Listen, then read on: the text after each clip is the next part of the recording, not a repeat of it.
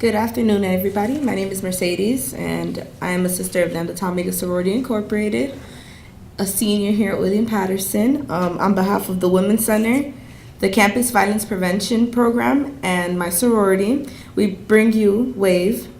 It is a program, a domestic violence survival panel, and WAVE stands for Women Against Violent Environments. Just to give you a little bit of background history on the Silent Witness National Initiative.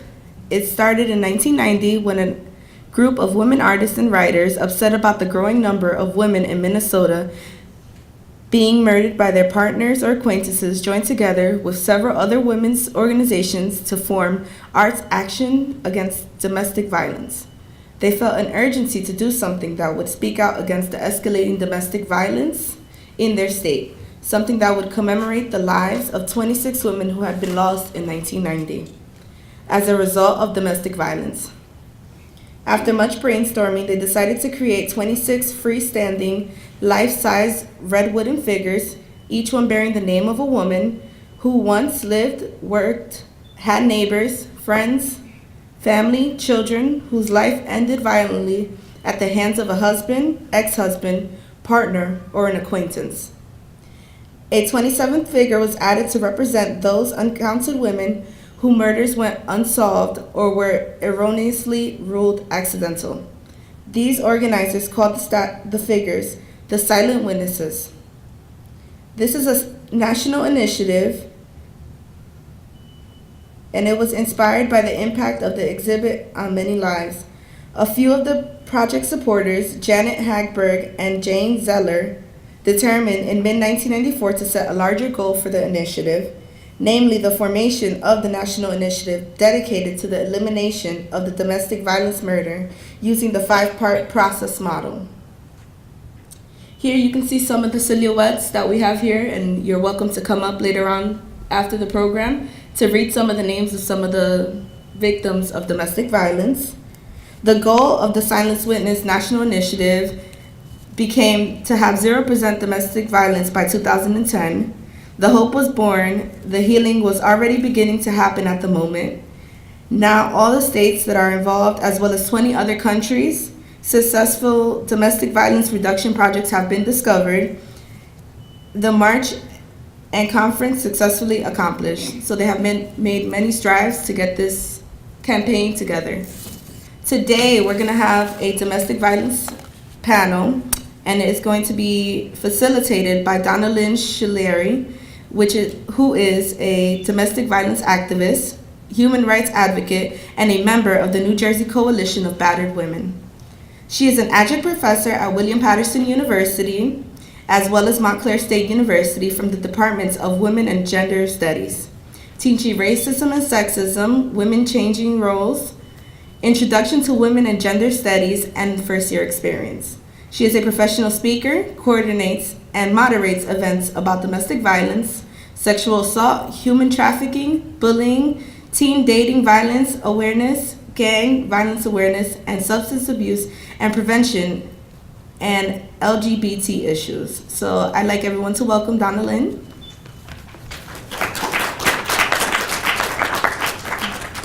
Thank you. I'd like to welcome you to our panel tonight, where we're going to speak with two very brave women about their stories in domestic violence.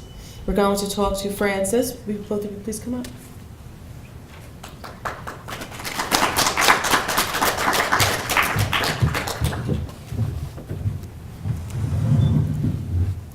To my immediate right, we have Frances, who is currently studying at Kaplan University. She's a grad student in psychology. She already attained her undergrad in forensic and is raising 4 children.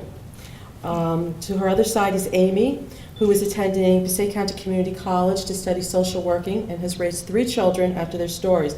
Both of these women are currently training with a program called Domestic Violence Response Team. And what that is every township in New Jersey is mandated for their police departments to have a domestic violence response team in order to get their state funding. And when a victim is brought to the police station, they're very disoriented, they're very fearful. They really don't understand everything that's going on around them. These women are going 40 hours of training to become certified so they can go in and help these women and explain what's happening from the police station, what's happening if there's an arrest, what's going to happen when they go to court, what does a temporary restraining order mean. Their identities are kept anonymous in their communities for their own safety, but they provide a very valuable service. I want to talk to you, though, before they talk about their stories, a little bit about domestic violence. Vice President Biden was on The View celebrating the 17-year anniversary of the Violence Against Women Act being signed. In 1994, the U.S. Congress passed this act, and what this federal bill does for us, it gives us the services, it provides the services that are needed around the nation. And this bill was floundering, and when Denise Brown Simpson was allegedly murdered by her ex-husband, O.J. Simpson, and he was found not guilty, her family became so enraged that they took it to Trenton, and this is why we have this bill now. And so Vice President Biden was explaining that even though he feels in Washington domestic violence numbers are dropping, the violence in ages 16 to 24 are rising across the country. What is domestic violence? Domestic violence, defined by the National Network to End Domestic Violence, is a pattern of abusive and controlling behaviors that a person uses against an intimate or former partner, including physical violence. Physical abuse will escalate, shoving, hitting, kicking, burning, choking, using weapons or other objects to cause injury, restraining, or even to threaten you with. It's always going to escalate. Sexual violence, forcing, coercing, or pressuring unwanted sexual acts, refusing to practice safe sex, treating a partner like a sex object. This is one a lot of students don't realize: property and economic abuse. Destroying or stealing property, denying money for basic needs such as food or medical care, interfering with the partner's work or education, harassing them there. But another thing is, and I have found quite often with students, where they're turning their paychecks over to their boyfriend or girlfriend, or their boyfriends or girlfriends are demanding them to buy things. That's financial abuse. That is domestic violence. Emotional abuse, mental abuse, intimidating, name-calling, putting down, it only escalates. Denying, shifting blame, it's always your fault. Treating your partner as though they're inferior, threatening to harm themselves. If you leave me, I'm going to kill myself, or I'm going to kill you, or I'm going to kill your family. Using threatening looks or actions. Isolating you away from your family, from your friends. Spiritual and social abuse. One that also to think about is digital abuse. Sexting, texting, Facebooking, social media. The bullying that's going beyond it, and the domestic violence and the teen dating violence behind it. Just so you have an idea statistically before we start, right here from Passaic County Women's Center, every 12 seconds a woman is beaten by her partner. 25% of women, over 12 million in their lifetime, will be subjected to abuse in their adult life from the American Mental Association. What people don't realize is 33% of victims are professional, educated women. So you think, okay, I went to college, it can't happen to me. You're at about 33 to 35% are professional women. In 2008, the National Network to End Domestic Violence took a snapshot in New Jersey of the domestic violence calls reported, and they compared it to the domestic violence reports nationwide. In New Jersey, in 24 hours, 1,112 cases, 60,000 across the United States. We only have 21 counties. We're a relatively small state. We might be overpopulated, but 1,112, and that's just reported in the state of New Jersey. Domestic violence is the leading cause to women over automobile muggings and rapes, according to the U.S. Surgeon General's office. In 1995, there were 86,631 domestic violence offenses reported by the police. 4,079 took place right here in Passaic County. Something else people don't realize. We have had in Passaic County over 12 to 13 children murdered in Passaic County alone. And everybody assumes, oh, it must have been Patterson or Passaic, upstate, up county, West Milford, Wanacue, Pumpton Lake, Springwood, where we've had babies murdered by abusive spouses. So again, young women ages 16 to 24 experience the highest rate of relationship violence. Statistically, violence against women is primarily male violence. 93% of women who were raped or physically assaulted since the age of 18 were assaulted by a male. And that's why we're focusing today. We do recognize that there is female violence against women. There is all different partnership violence, but today we're focusing on violence against women because the numbers are so high. Women of all races, all socioeconomic backgrounds are subject. Red flags. We're going to come back to this after they speak a little bit. Quick involvement. You meet somebody and all of a sudden you're in a committed relationship. Too soon, too quickly. Isolation. The next thing you know, you're quickly in a relationship and the only person in your world is now this new partner, and your friends and family are slipping away. Suggestions for you to change: what to wear, what not to wear, how to change your appearance, how they think you'll look better, your behavior correcting you. Slow changes, slow suggestions until you don't recognize yourself. Controlling behaviors. Deciding what your hobbies are, your activities, who your friends are, your daily routines. You begin to make fewer and fewer decisions on your own. Information gathering pop-ins. They want to know where you are, especially with the texting now, where you are, what you're doing, who are you with, popping in. And you know on your Facebook you have the app, you ever see on Facebook and it says so-and-so checked into a restaurant? My friend's daughter was doing that. She's on my Facebook. She's, in college now. And I'm like, I know every move you make. Why, take that off your Facebook. Because if there's somebody who's stalking you or you're in a relationship that's getting suffocating, everybody doesn't need to know your whereabouts all along. And Facebook, Google mapping. I mean, this is all getting kind of frightening. Any forms of abuse, the perpetrator calling you names, intimidating, humiliating, shoving you, humiliating you in front of your friends. And the cycle of domestic violence starts, there's a tension, there's the violence, and then we go into the honeymoon phase. In the honeymoon phase, though, statistically, the abuser is not always sorry. They may calm down, they're not always sorry, and then we go back into the cycle. So, we're going to talk, I'm going to ask Frances to please tell us your story. First of all, good afternoon, everyone. My name is Frances, and my story started when I was 14 years old. Back in January 28, 1985, I met what became my first real boyfriend. He became my first husband and my first real relationship. It started like every other relationship, everything was peaches and cream. I fell in love. I thought he fell in love with me. And things were great. And then one day, it started with the word stupid. He called me stupid. And then he turns around and he goes, "Oh, don't worry, I love you." So I didn't think anything of it, as friends and boyfriends and girlfriends, you call each other stupid, there's a banter, and things like that. I thought nothing of it.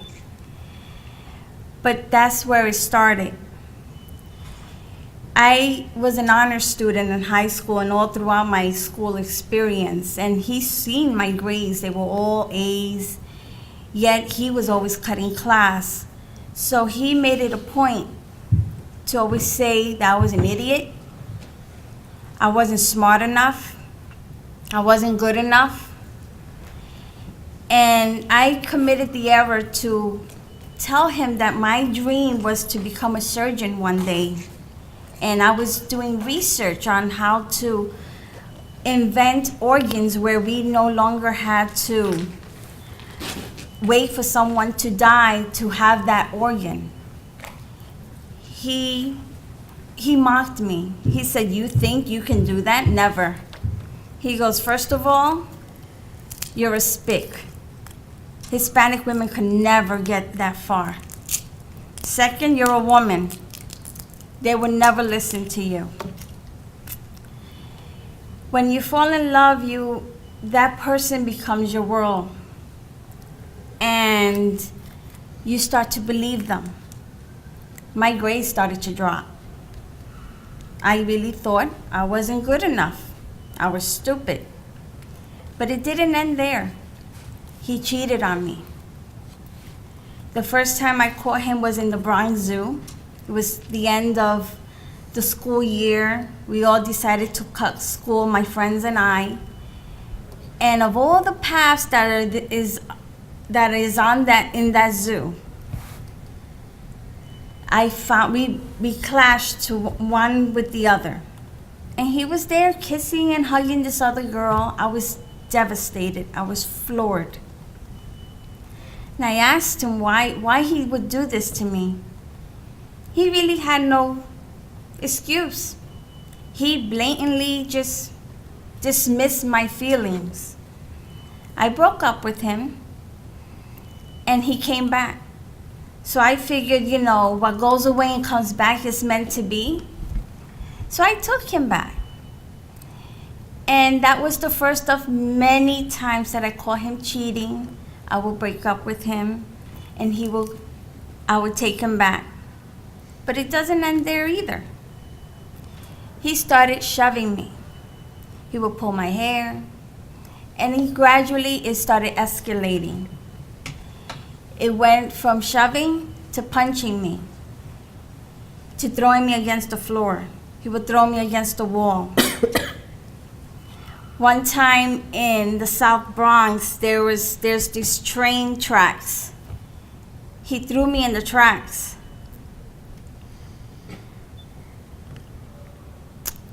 And held me down and told me he was gonna make me, for the train to run over me. It was very scary. And yet I forgave him. At 18, against my parents' wishes, I married him. And while my mother told me it's not gonna get better, it's gonna get worse, I didn't believe her. I love this man beyond everything and anything. He made me lose my friends, my social life. He made me drop cheerleading. I was on the debate team. He made me stop that. He isolated me to the point that I was his hostage, his slave. When we got married, we moved to Puerto Rico. My uncle was gracious enough to get him a job where he works. He didn't want to work. He wanted me to work so he can stay home. But because we were living with my parents, he had no choice but to go to work. But when he would get home, I paid for it every day dearly. He threw hot food at me. He would go into rages. He would throw these heavy dresser drawers at me. I was beaten up to the point where there wasn't a black and blue anywhere in my body. My body would ache. But yet he wouldn't do it enough where bones would break. He would make me wear makeup if I had to be around my parents so they wouldn't see. And I would tell them, oh, I'm so clumsy, I fell, I got hurt, I was crawling on the floor and I hit myself. My mother never bought it. Eventually, my mother sat me down and she said, I know what he's doing to you. Leave this man, leave him now. No, I wouldn't leave him. One day he comes home and he comes with a gun. He pins me against the wall, puts the gun in my face, and he says, if you ever leave me, I will kill you. I will blow your brains out. He terrified me to the point I didn't know what to do. I didn't dare move. I didn't dare talk. I didn't dare do anything without his acknowledgement or his approval. It was scary. I was a hostage in my own home. Even with my parents there, I couldn't go to them. He threatened me that if I did, he would kill them as well. He one day came home, forced me to have sex with him. That's how I conceived my oldest son. But upon finding out I was pregnant, something changed in me. I had a life inside me growing. By this time, I was 19 years old. He came home with one of his rages and took me, picked me up, and threw me on the dining room table, breaking the table with me. Something in me clicked. I said, I had enough. I said, well, you know what? He's gonna kill me anyway. I'm gonna go for it. Either he's dead or I'm dead. Miraculously, we had just moved into this house, so there were things that didn't belong to us. God was with me when I saw a bat in the corner. I took that bat and I swang. And I swang and I swang. The neighbor had to come from next door, literally pick me up, take me out of the house. I broke his face. Both his eyes were shut. His bones were all broken. He lost teeth. He had to go to the hospital. That night, of course, the cat was out of the bag. My parents found out. My father found out for the first time. He was devastated that this was happening in his own home under his nose. The next day when my ex-husband came back from the hospital, I took all his things, threw them out in the front yard, and I said, get out. Of course, I didn't say it that nicely, but he picked up his stuff and he left. To this day, thankfully, I never saw him again. I was that lucky. But what I suffered, today I suffer from anxiety disorder. I got manic depression. I hear people raise their voice a little bit, it's enough to make me shake. I still live in fear that any day this man may appear. And, you know, it was terrible what I lived, and I'm just glad that I was lucky that I just went for it and fought back, even if it was after so many years. Thank you. Thank you very much. Thank you very much for sharing.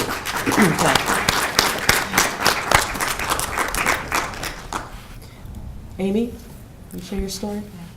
Good afternoon, everyone. My name is Amy, and Donna and Labrada, thank you for having me. And this is healing for me too. And I hope it's resourceful for you all hearing my story. And I hope I can last through the whole time telling my story. I had to write it down because I didn't want to miss any important points that I wanted to share. First of all, I want to say that I was raised in a poverty-stricken community. My mom and dad separated when I was 9 years old, so she was left alone to raise 4 children. She worked often double shifts, and we barely saw our mom. After she worked from 3 to 11, sometimes 11 to 7, so we were basically raising each other, and we were raised by the streets as well. There weren't any teenage support groups, so we were like the blind leading the blind. We had each other, which still happens today. Even if we do have support groups, how many teens go to them? Not many. Education was a strong family value, and it still is in our family. Therefore, we all graduated from high school. Yes, I graduated from high school, but my junior year, I became pregnant, and I had a son. And I still graduated on time, and I guess you could say that's when my struggle began.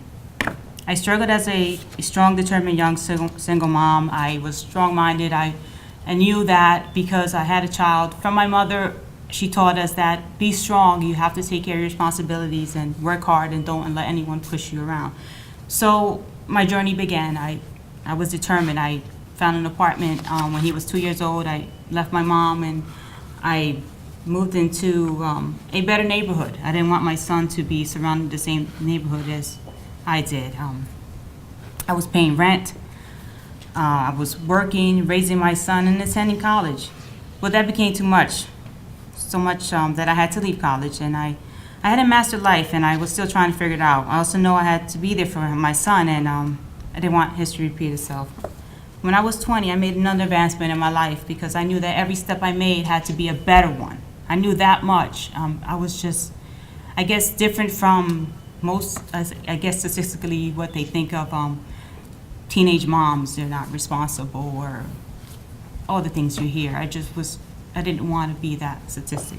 So I moved in a better area of town, and after I settled in, I began dating, at the time, what I thought was the most affectionate, charming, sensitive, so soft-spoken man I've ever met. He filled a void in my life that I longed for, a loving male figure. He made me feel loved, although he displayed his signs of jealousy, something I really did not see as a problem, something often disguised as, oh, he cares, because he's jealous. We hear it all the time. A sign that perhaps I was doing something wrong, at least that's how his jealousy made me feel. He was angry at the fact that I was keeping my prom pictures, keeping pictures of male and female friends. He was jealous of everyone. He made me feel guilty for holding on to them. It made me feel worse for having a diary and a journal. And he even invaded my privacy by reading it. He made everyone out to be the bad guy in my life, my family, my friends, co-workers, employers, classmates, and well, just about everyone. There was no one left in my life but him, and of course, my son. He made sure of that. He practically made everyone feel uncomfortable around him. Then he was mad if I didn't back him up. He couldn't maintain a job. He either fought or argued with his employers, so he would quit or get terminated from his job. As a result of his inability to maintain a job, he solely depended on my part-time income. And at that point, he had the nerve to get mad at me when the money ran out. He really thought he was right and felt that everyone was out to get him. He was paranoid, and it controlled his mind at all times. Nevertheless, he still made me feel loved. Can you understand that? That's weird, right?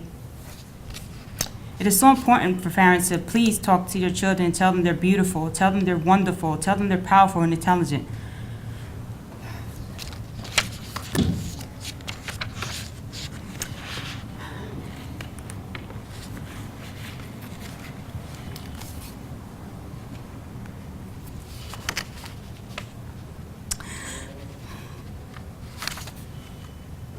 So.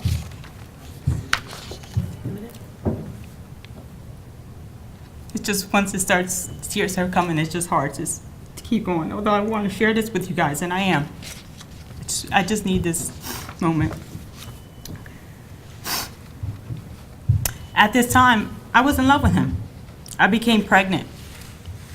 Yes, unmarried, but this time I was thinking I wasn't going to be alone. At last, I had someone that cared for me. He was protective of me, loved me, and promised to be the best dad to his child. I was convinced that he was the one. I was still young. I was 20. You think you're 20 and you think you know everything. You don't. Well, in the back of my head, I always thought that he surely has a hot temper, but okay. I was certainly used to the exposure of anger. After all, I lived in an underprivileged section of town. Who wasn't angry? Oh well. It wasn't until my pregnancy that he displayed his first sign of physical anger. He began punching holes in the wall, pounding his hands on the tables, and slamming doors, literally tearing up my apartment and my family because my son, he was 2 years old and he saw this. At that point, he was terrifying me. But of course, he would apologize so well. I forgave him. He would even cry. Not too many men do that. You see, I never really experienced apology for someone who hurt me. So I accepted it. Surely I could forgive him. After all, I wasn't perfect, right? Who is? Who was I to judge? I was wrong.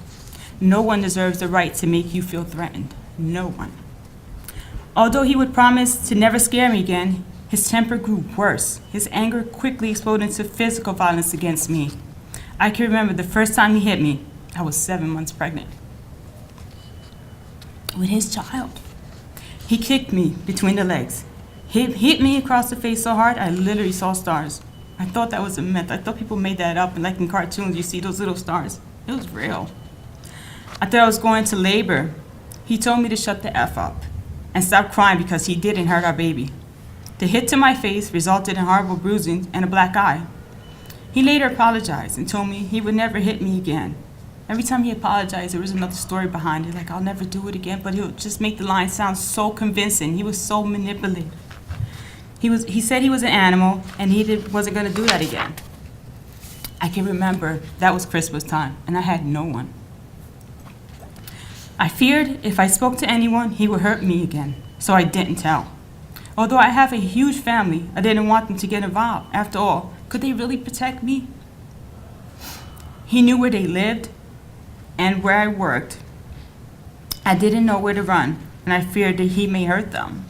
I wasn't sure what to do and how to do it. I prayed and I cried often. Uncertain of my future, I became depressed. I felt trapped. Who could I trust? He blamed me for everything. I did nothing right, and I was walking on eggshells all the time.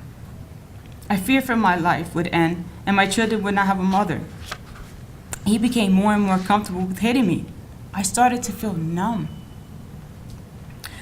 I knew when he was mad, he was going to somehow blame me for it, then become violent with me right in front of my children. Although my daughter was too young to remember, however, my oldest son was then 5 years old and remembers vividly. He was angry at the children as well. He said they shouldn't cry, and they shouldn't be spoiled by their mother or their families. So he kept them away too. At times there was no warning. If he felt like hitting me, he did. He said I was stupid, nobody wants me, I'm useless, and I'm pathetic. He once chased me down the street in broad daylight. People saw him. I yelled for help, yet no one helped. My neighbors that live upstairs from me sometimes called the police if they heard him yelling and throwing things around. The police would come, they'd knock on the door, but he covered my mouth until they left, then pick up right where he left off when they left.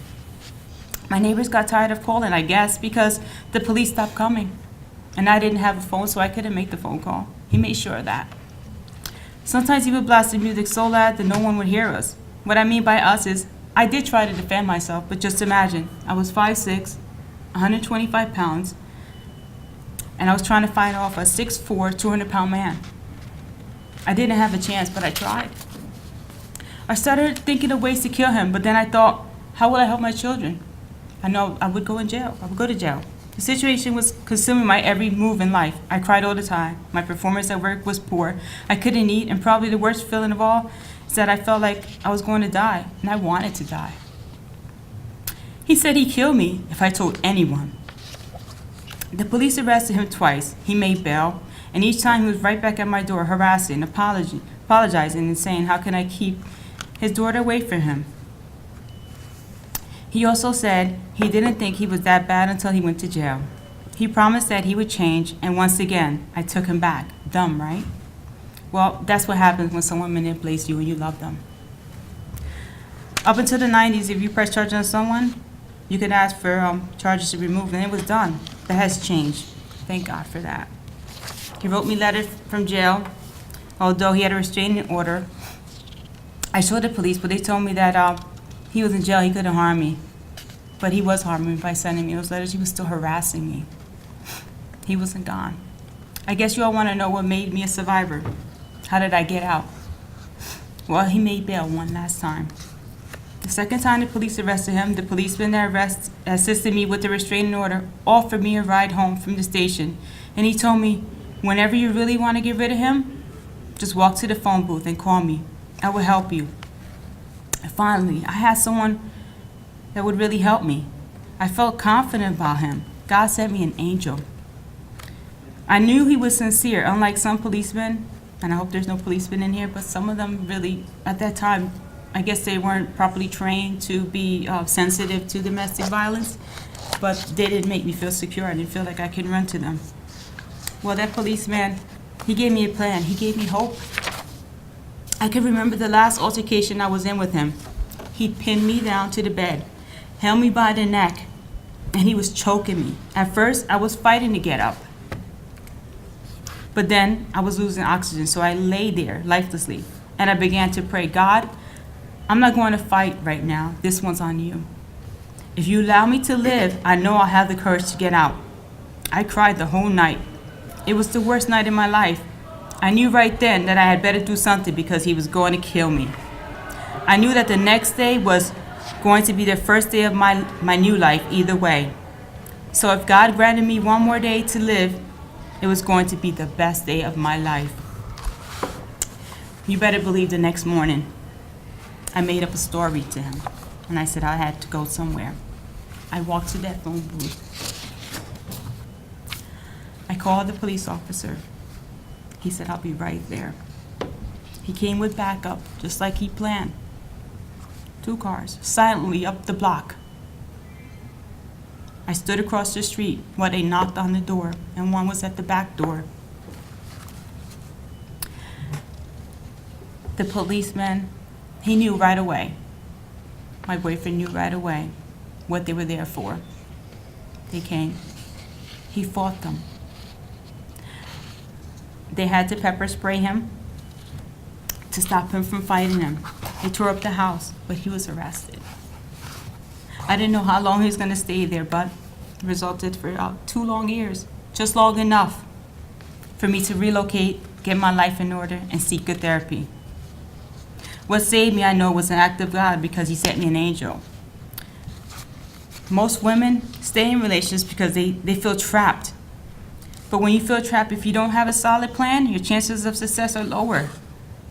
Things have changed since the 90s, and there's so much out there. If you don't have a family, if you don't want your loved ones involved, it's okay. Maybe they don't understand. But Passaic County Women's Center does. They're confidential, and they'll help you. They helped me. I went to them for therapy, and it was a positive experience. Please, if you feel that you're in trouble, don't stay. Get out for your children. Get out for you. I didn't know the red flags up when he said he hated his mom. When he said she tried to kill him. When he said he hit his ex-girlfriend. I blew that off. I didn't know it was a red flag when he angered easily. There's hope, and you can live a happy life. I now am married for 12 years to a wonderful man who loves me and respects me and appreciates everything about me, no matter how I look some days, how I act some days. He understands my ups and downs. I have 3 beautiful children. Everyone says beautiful, but they are beautiful to me. My daughter is off to college. My son is in and out of college, but he's okay. And my 8-year-old son is just the most intelligent little boy. And I'm so happy that I'm here to be able to share this story, and I'm alive and have them. And they are my strength for living, my children.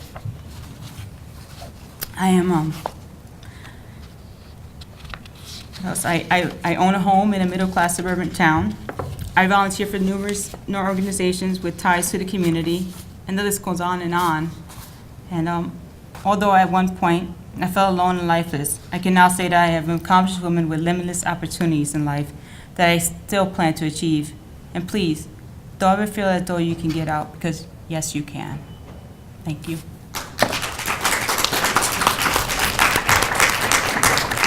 Thank you. Thank you, Amy. Francis, do you have anything you'd like to add? Like Amy just said, if you're in a relationship like that, you can get out. Sometimes we have to take that step and break our own hearts, because we say, oh, I love him. I know he might change. He's not going to change. Break your heart now, and you'll be better for it tomorrow. And trust me, you'll be stronger, wiser, and a much better person for it. Anything else, Amy?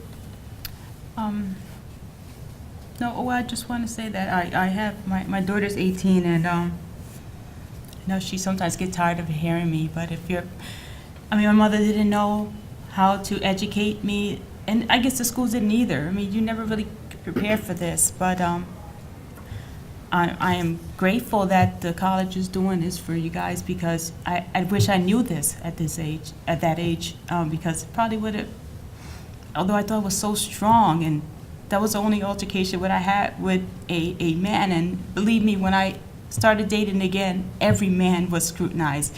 I had the checklist. You become paranoid against men, but it just, just educate yourself on the do's and don'ts and the flags. Just listen to Donna because she's awesome and she'll teach you, and just be aware. Listen to that instinct in your mind. Now, I often ask students, before you came to William Patterson, did you have teen dating or violence awareness and prevention programs? And the answer is always no. And they want to mandate that in the state of New Jersey from 7th to 12th grade because it's happening in middle school. It's happening in the high schools. And when I was speaking to the ladies yesterday, they said that would have changed their lives.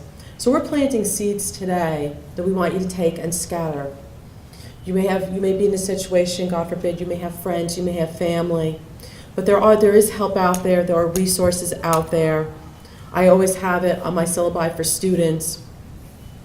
Both these women are trained with the Passaic County Women's Center here on campus. We have the Women's Center, we have the Counseling, Health, and Wellness Center. Campus police, our campus police are just awesome here in this area.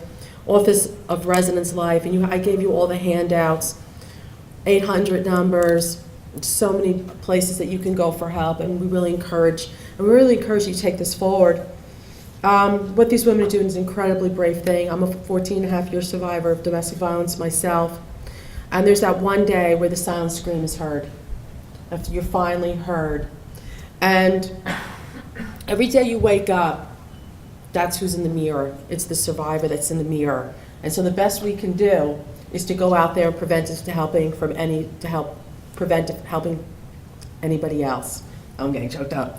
Because that's what we can do with our experience, is that we can reach out, we can help. And the thing I found most amazing was you're so isolated and alone in this, and you're not. We have Kelly Carbone here, who started the William Patterson Students Against Violence. We have safe spaces on campus. Professors you trust, we're just so well educated here on campus. Women's and Gender Studies faculty and staff are always available to help. The Women's Center, use those resource centers, keep it that I gave you. But I remember one of the most emotional things was, I was down at the New Jersey Coalition of Battered Women, and they asked me to talk. It was the first time they met me. And I really couldn't, because I didn't realize at the time that Trenton had an organization, Passaic County had an organization. And it was in 2001 that former Chief Prosecutor Kevin Ronco, who's an adjunct faculty here, also brought domestic violence awareness to Passaic County. And our officers are, Passaic County and Morris County are the two best trained in the state to reach out and help. And I really didn't realize how many people were there to help us, but they really are. So I encourage you, take these red flags very seriously. Quick involvements, isolation, suggestions for change, controlling behaviors, information gathering, popping in, tracking you, any forms of abuse, and really take care of yourselves and those around you and those that you love. I want to thank you all for coming today. We had a sheet going around to sign in, and take your resource list with you, and thank you. And I can't thank you both enough for being here and sharing your stories, because you've made a difference. You planted a seed and you've made a difference today. And it's one step at a time. You got it?